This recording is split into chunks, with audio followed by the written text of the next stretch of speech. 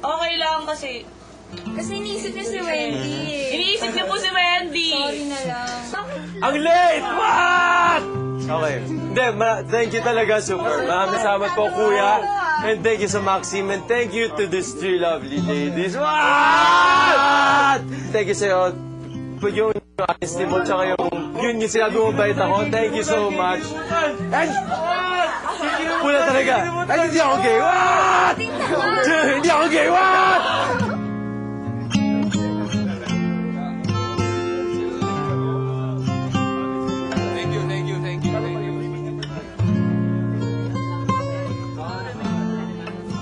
Isuot nyo na inyong mga blindfold.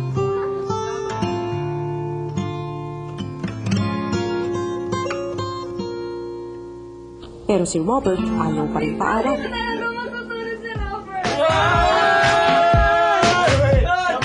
ko ba, Robert? Gusto ko mag-stay. Namayuan ako! Madaling araw na nang bumalik sa bahay ang mga boys. Oh, yes, Mix. You're there? I shoot. Wow, bye-bye. Bye-bye. Thank you. Salamat. Promise, nag-enjoy kami. Saan nag-enjoy din kayo? Mimiwan. Thank you. Salamat. Thank you to all. Mimi too. Bye-bye. Bye-bye. You too. Bye-bye.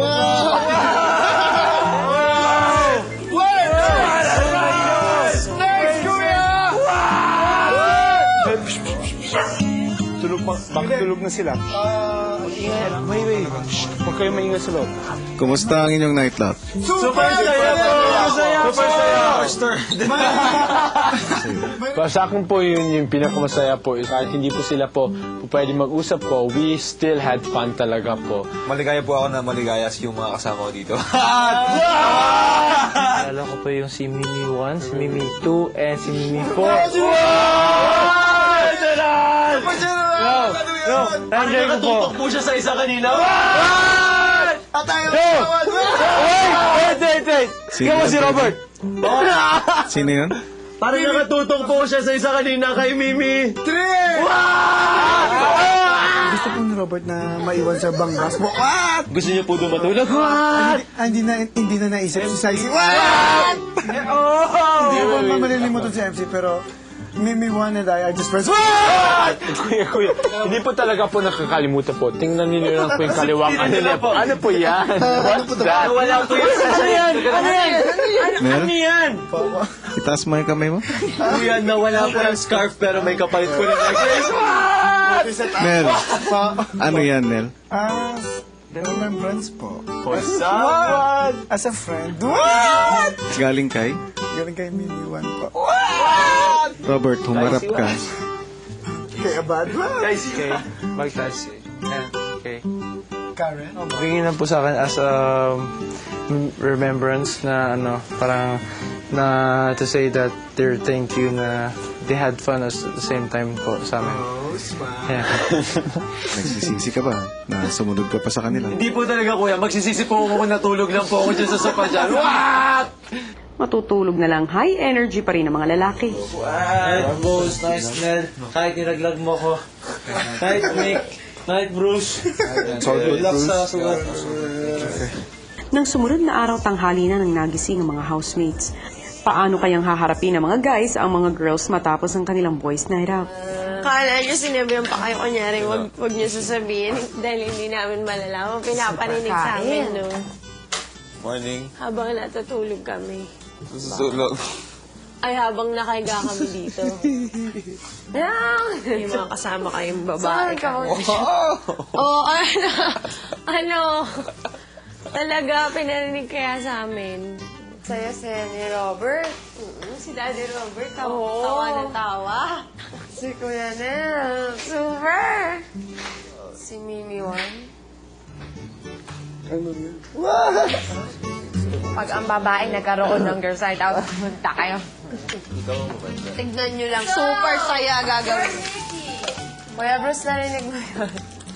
Alak, Si Saisi hindi napapansin ang kwintas ni Robert na galing kay Mimi 1. Natatawa ka? Ha? Ano natatawa ka? Super pangiti ka. Ngiti lang. Sabang Super happy? Ano ba? Ano kasi ngiti? Okay.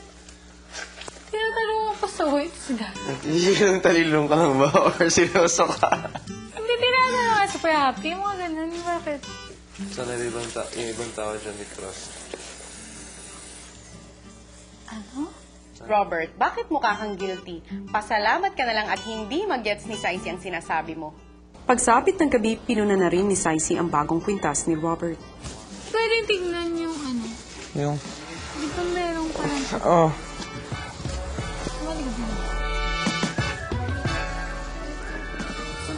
Huwag mo nga tanggalin, no? Oo! Ay ka naman! Hindi kayo wala. Ano ka ba? Inarap mo yung 925. 925 ang rating ng isang magandang klaseng silver jewelry.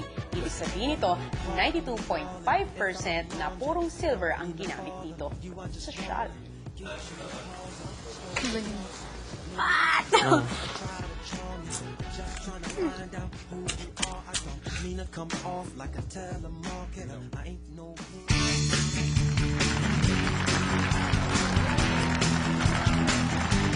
Before we proceed, ay nais po muna namin pasalamat kay Mr. Ernie Lopez at sa ABS-CBN Publishing sa pagpapahiram po sa amin ng Maxim Bong Bus. At nakita naman natin na kahit nag-enjoy ang mga lalaki sa kanilang boys night out, ay hindi pa rin nila nalimutan na maging gentleman at irespeto ang kanilang mga kasama. Pero mag-behave nga kaya sila kapag pinag-usapan na namin ang mga kaganapang ito.